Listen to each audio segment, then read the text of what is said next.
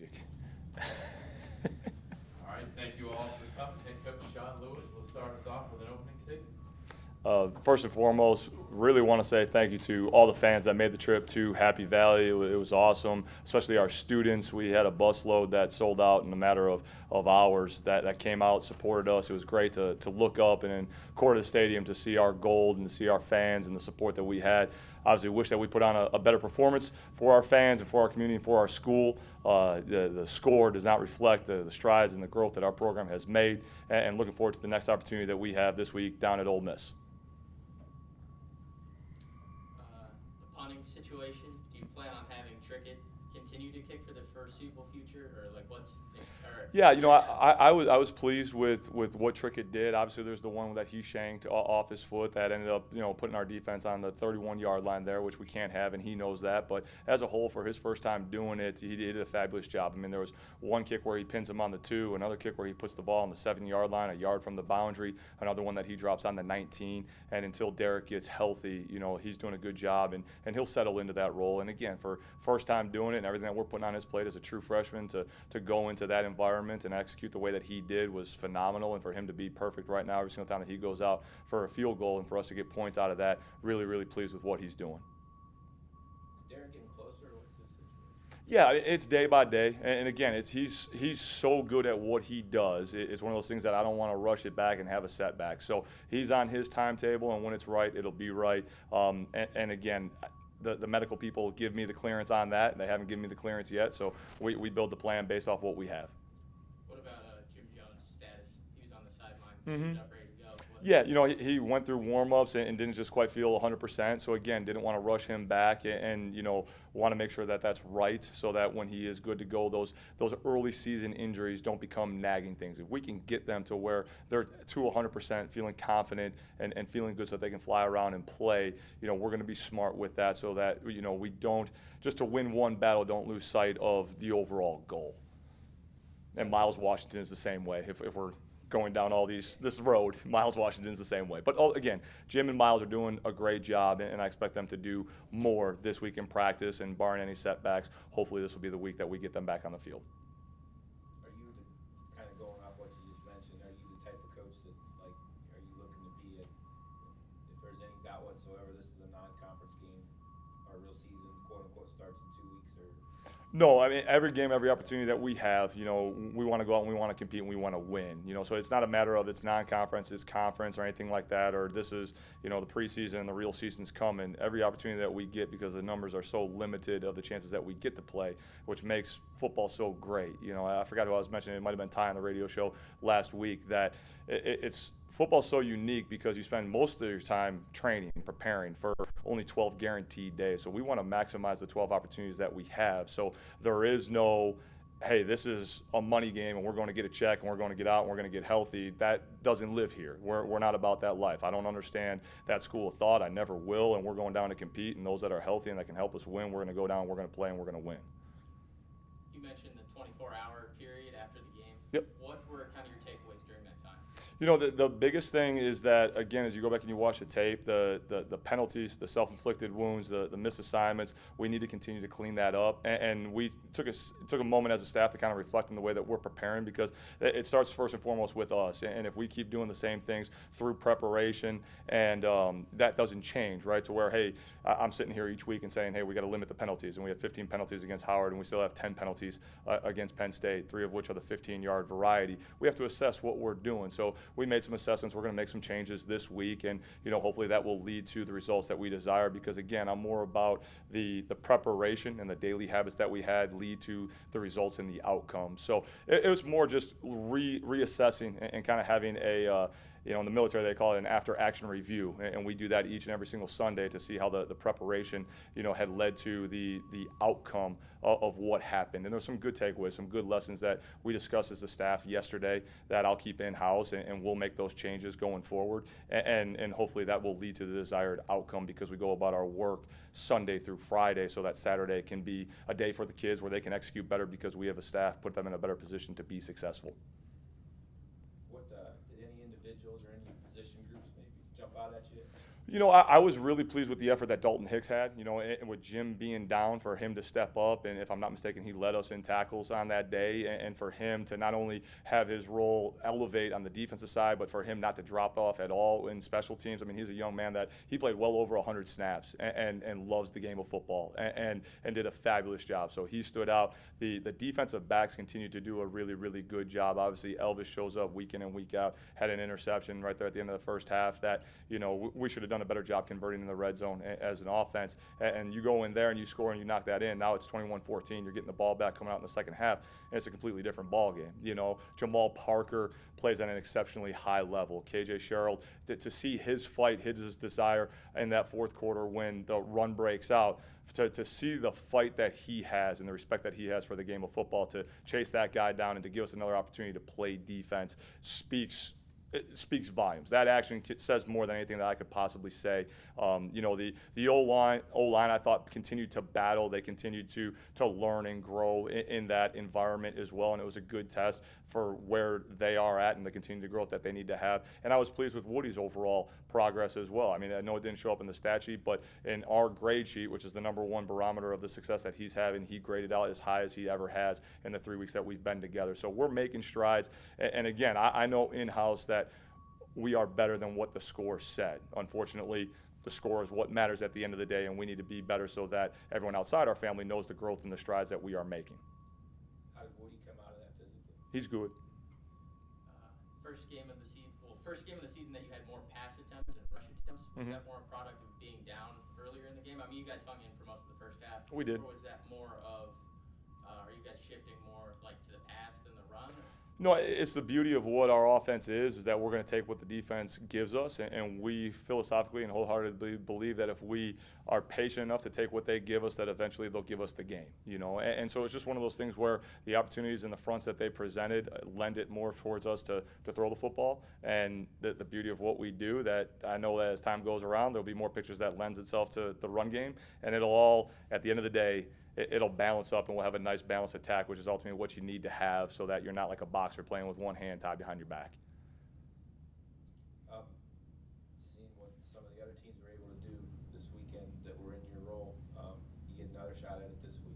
Yep. It had to be kind of, I'm sure the players see all that and get a little excited. Yeah, again, I mean, I would hope that our kids, resonates more with what we're saying in-house and what happens outside of our buildings, because we have a conviction and a belief that we can go on the field with anyone. And again, when we're right and we execute the way that we were early in that game, I mean, the defense, from the first few possessions, right, we get a kickoff, we get a touchback, we get a defensive stop, we hurt ourselves by getting a rough in the kicker, so the defense has to go back out, which leads to a score. Offense comes back out, they do a great job answering a score with a score, executing a 14-play drive, which finishes with a 47-yard bomb, for a big-time play on one of the best corners in the league, with a young man, with Mike executing great proper techniques, great fundamentals. Woody throws a great ball. We have great protection.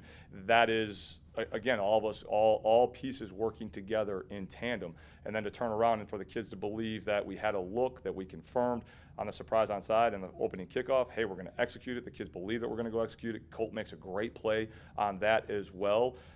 That's a microcosm of what we're capable of doing. And our kids know that. Our kids believe that. And it's nice that other Group of 5 schools are having success, and that's all well and good. And it shows that anyone can compete with anyone, which makes college football such a beautiful thing. But to say that because other Group of 5 teams went out and won, that's going to have a direct impact on us, I don't believe that. I believe that we control our own destiny with our plan to win, and with our kids' belief and their execution and us putting them in a better position to succeed through our preparation, we'll be just fine, and we'll have a chance and an opportunity to go get the job done this weekend at Ole Miss. What's your first impression of Ole Miss right now? They're really talented. Their offensive skill. I mean, it literally takes one play in that football game. As we were traveling back home, I had my Watch ESPN app out, after I got done grading the tape. And, you're kind of like, all right, hey, let's sit back and watch a good 4-quarter battle here. And DJ Metcalf, the wide receiver, who's 6'4", 230, just ragdolls an Alabama corner and goes 75 yards for a touchdown. And it's one of the most explosive plays that I've seen in a long while. And it's not just him. They have 3 receivers that are exceptional. Their quarterback's a returning starter. He's got a good handle on what they do offensively. They stress you out in a lot of different ways, kind of spreading you from sideline to sideline and stretch you vertically. And they do a good job with RPO game as well. So you got to be right. You got to be sound. defensively, they're long, they're rangy, they're athletic, they're multiple. They'll give you even fronts, they'll give you odd fronts. They'll show you a 2-high shell, they'll rotate to a 1-high shell, they'll show you a 1-high shell, they'll get to a 2-high shell, they'll show you man, they'll play zone, they'll look soft, they'll blitz. They give you some problems. They'll give you some problems. So luckily that we got some good caffeine in our office, and I'll, do a good job consuming that when necessary, and we'll get together a good plan. Our kids will execute it, and we look forward to the challenge down there. Sometimes you can use these games in all kinds of different ways, and I think I know the answer when I'm asking anyway. I love we're getting to that point, Alan. Sometimes you show certain things thinking of the future. Like, okay, you just showed a kickoff, a fake that maybe you could have held for the future, but it's like, I think we can do it this week. We're going to do it this week. Yep. That's the mentality, obviously. There's nothing more important than this week, and we're going to do everything that we need to do through our preparation, with our schemes, with our techniques, putting our kids in the best position to succeed so that we can win this week. We're not saving anything. We're not holding back for any reason to conserve. Again, that, hey, conference play is more important than this non-conference game. No, we get 12 opportunities to do this. Every day matters, but only 12 days count. We need to make this Saturday count, and we need to make every day leading up to this Saturday truly matter with the way that we attack and approach our schoolwork, so that is on point, our social life, so that is on point, and lastly, our athletic lives, so that we can be right and we can be sound and we can be in the best possible position to succeed this Saturday. So that being said, how much of your offense have you kind of unleashed so far? A good bit of it, a good bit of it, and there's some that we've been practicing for a long while that we haven't had to utilize or execute yet, because you get into a game, and as you start making your opening chess moves, every game kind of has a certain flavor to it. So there's some things that you prepared throughout the course of the week that you think are going to be good, but the way that they're moving their pieces on the other side of the board, you don't necessarily have to get to. But that just means it gives us another week of preparation to work some schemes that we have in the back of the lab that when the time's right, we'll dust off and go execute those different concepts, those different schemes. I know the answer on this one too. Going back to this game real quick. Yep. Punched one in on you with about a minute left. Do you have any thoughts on it? You saying at the end of the half there, or at the end of the game? There's about a minute left. They scored. No, I mean, again, Coach Franklin, his staff, they do a great job. There was nothing, there's nothing about that. They ran split zone. It popped out. They got their kids in, and he's doing what any good head coach needs to do, to where, like we talked about at the end of the Howard game, to where we got a lot of kids in to play. He's in a situation where he can get kids in, get kids game reps, get kids live reps that you can't replicate as much as we want to as a staff.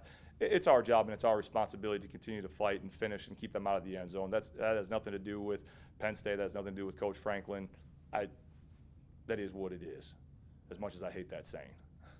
At the end of the first half, kind of the same thing. They punched in right at the end. Yeah. It kind of seemed like the momentum shifted right then. What was your mindset? Yeah, unfortunately, again, it's kind of the story of the day a little bit with a missed opportunity, right? To where Elvis gets a great turnover, we get the ball down at the 7, and again, because of us mishandling a snap, right, we put ourselves behind the 8 ball, but we fight back, we get the offensive PI, we get back down, and again, you love to finish that the way that we always want to when we get into the red zone is with touchdowns, right? To where, again, how we did in the Howard game, you finish with touchdowns, it's a different outcome. So you finish that drive at the end of the first half with a touchdown, and it's 21-14.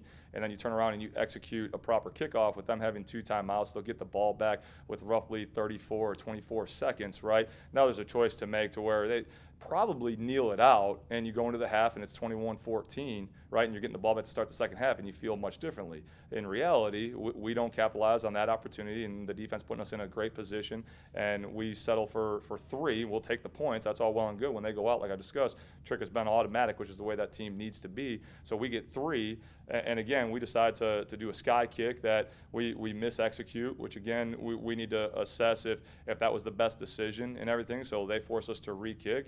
Tip of the cap to Coach Franklin with the way that our cover units have been going. Hey, let's make them execute that. We kick deep. We lose leverage. The ball bounces. It's a 52-yard return, and now they're in position where they're gonna go attack, as they should, right? And so you go from where potentially it's a 21-14 game if you execute properly, to where you're going into the locker room and instead of feeling good, it's 28-10. You're kind of like,